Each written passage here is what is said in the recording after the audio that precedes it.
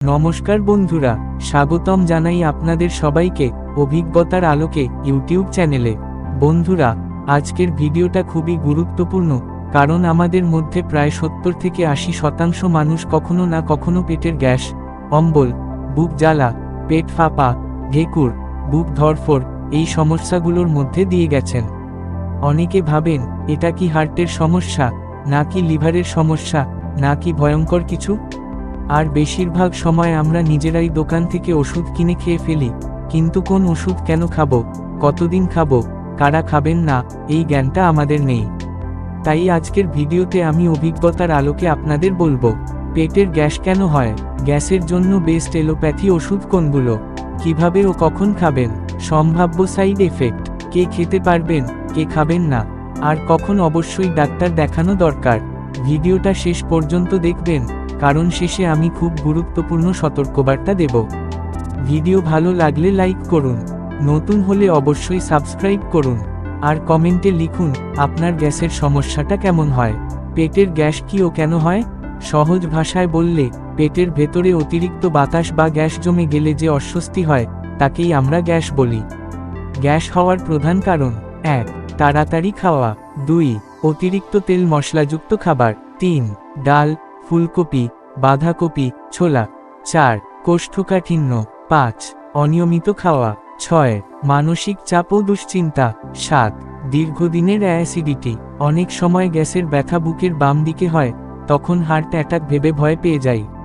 মনে রাখবেন, গ্যাসের ব্যথা সাধারণত ঢেকুর বা পায়খানা হলে কমে যায়। গ্যাসের জন্য বেস্ট এলোপ্যাথি ওষুধ: 1. সিমেথিকোন সবচেয়ে সেফ। কাজ কি? পেটের ভেতরের গ্যাসের বুদবুদ ভেঙে দেয়। ব্র্যান্ড উদাহরণ: ডাইজিন গ্যাস, ফ্ল্যাচুনা, সিমেট। কিভাবে খাবেন? খাবারের পরে দিনে 2 থেকে 3 বার। সাইড এফেক্ট প্রায় নেই। কারা খাবেন?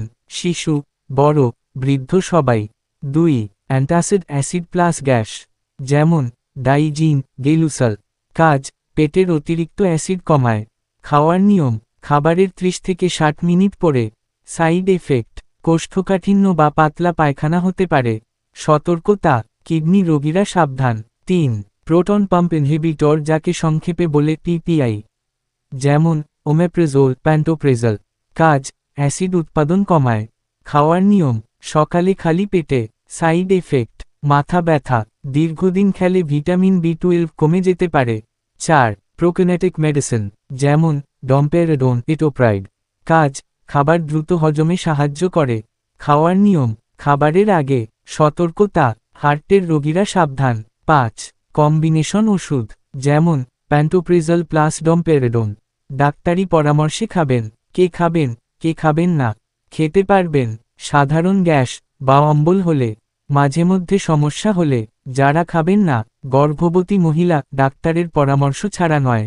কিডনি ও হার্ট রোগী, দীর্ঘদিন নিজে নিজে ওষুধ সেবন করে যারা। কখন অবশ্যই ডাক্তার দেখাবেন? 1. প্রতিদিন গ্যাস হয়। 2. ওজন কমছে। 3. রক্তবমি বা কালো পায়খানা হলে। 4. রাতে ঘুম ভেঙে ব্যথা অনুভব করলে। বন্ধুরা, মনে রাখবেন, ওষুধ সাময়িক আরাম দেয়, স্থায়ী সমাধান আসে খাদ্যাভ্যাস ও জীবনযাপন থেকে। ধীরে খাবেন, সময়মতো খাবেন, জল বেশি খাবেন।